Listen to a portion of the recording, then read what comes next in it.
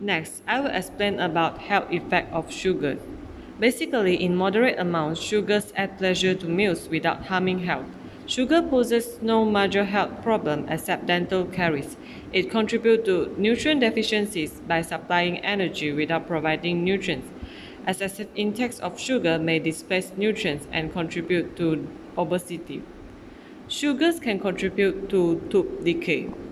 So, the process of dental caries is as follows. Bacteria ferments the sugars from food and from the breakdown of starch in mouth. This will produce acid that erode tooth and enamel, causing dental caries or tooth decay. Tooth decay may penetrate the dentine and spread into the pulp of tooth, and this will cause inflammations, abscess, and possible loss of tooth. So, to prevent dental caries, we should limit between meal juice and snack containing sugars and starch. We should also brush our teeth with a fluoride toothpaste and floss teeth regularly. If brushing and flossing are not possible, at least we should rinse them with water. Besides, we should also get a dental checkup regularly. For the recommended intakes of sugars, the USDA Food Guide states that added sugars can be included in the diet as part of discretionary calories. Dietary guidelines state to limit intakes of foods and beverages that are high in added sugars, while DRI suggests added sugars should contribute no more than 25% of the day's total energy intake. Next, I will explain about the health effect of starch and fibers. Dietary fibers may be some protection from heart disease and stroke. Soluble fibers bind with bile and thereby lower blood cholesterol level, and fiber may also displace fat in the diet. Besides that, dietary fibers enhance the health of gastrointestinal tract. Insoluble fibers increase the stool weight, easing passage, and reduce transmit time. In this way, the fibers help to alleviate or prevent constipation. Next, dietary fiber may also protect against colon cancer by diluting, binding, and rapidly removing potential cancer-causing agents from the colon. Moreover, dietary fiber also maintain healthy body weight. This is because complex carbohydrates provide less fat and added sugar. This promotes weight loss by delivering less energy per bite. Besides, fibers also absorb water from digestive juice. They swell, creating feeling of fullness, lowering food intake, and delaying hunger. For the harmful effect of excessive fiber intake, it displaces energy and nutrient-dense food. Besides that, it also causes abdominal discomfort. More seriously, the fiber can obstruct gastrointestinal tract. Next, some fibers can also limit the absorption of nutrients by speeding the transit of food through the gastrointestinal tract and by binding to minerals. For the recommended intake of starch, recommended dietary allowance for carbohydrate is 130 grams per day or 45 to 65% of energy intake. Daily value is 300 grams per day. Dietary guidelines encourage a variety of whole grains, vegetables, fruits, and legumes daily. Healthy People 2010 recommends 6 servings of grains and 5 servings of fruits and vegetables. For recommended intake of fibers, FDA recommends 25 grams for a 2000 calorie diet. Daily reference intake of fibers is at 14 grams per 1000 calorie intake, which is 28 grams for a 2000 calorie diet.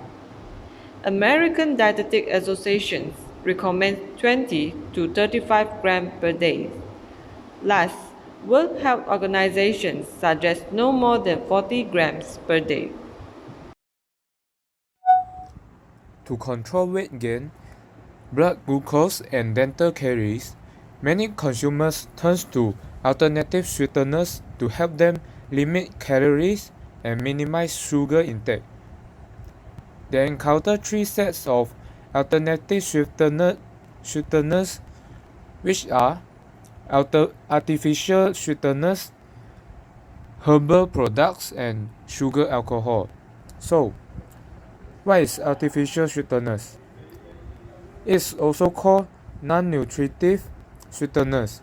So, for example, saccharin, used primarily in soft drinks and as a tabletop sweetener, rapidly excrete in the urine, do not accumulate in the body, has been removed from the list of cancer-causing substances.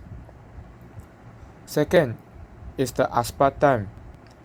General purpose is sweetener. Warning about phenylalanine for those with PKU.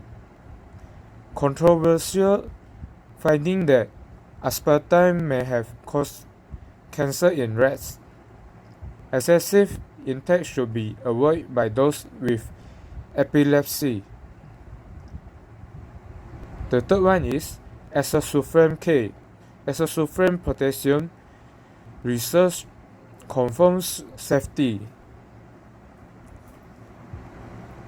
Next one is sucralose, made from sugar, passes through digestive tract. Neotame, most recent on the market, very sweet. Phenylalanine, not an issue. Tegotose, used for foods and beverages, provides less calories than sugar. High dose can cause flatulence and loose stools. Erythema and cyclamen, pending FDA approval, approved in another country. Artificial sweeteners, acceptable daily intake is the level of consumption maintained every day and still safe by a wide margin. Moderator and variety are still recommended. Artificial sweeteners and weight control. Much research still being done. Using artificial sweeteners will not automatically reduce energy intake. So second one is the stevia and herbal alternative.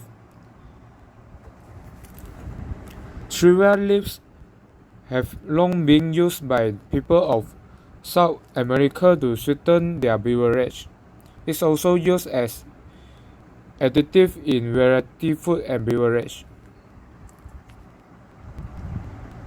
Stevia classified as a dietary supplement.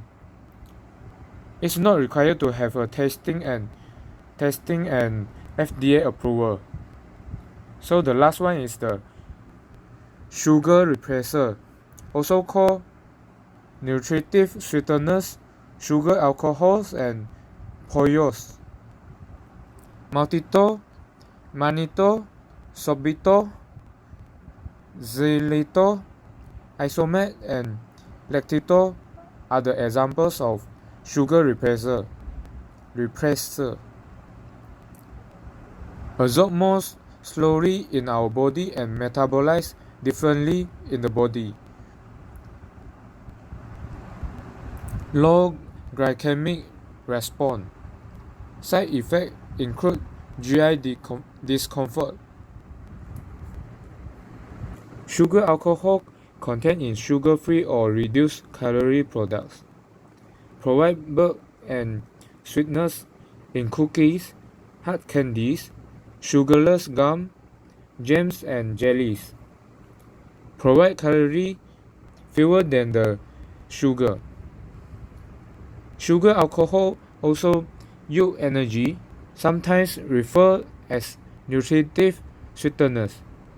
It also occurs naturally in fruit and vegetables. Sugar alcohol add bulk and texture to provide cooking effect or taste, inhibit browning from heat, retain moisture.